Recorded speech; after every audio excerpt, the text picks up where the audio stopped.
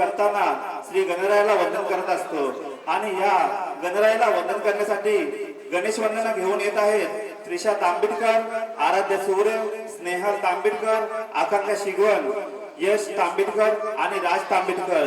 तर रसिक हो, सर्वांनी या गणपतीला वंदन करून आपलं कार्यक्रम कसं चांगल्या पद्धतीने होईल अशी आराधना करून आम्ही आपल्या कार्यक्रमाला सुरुवात करत आहोत। धन्यवाद।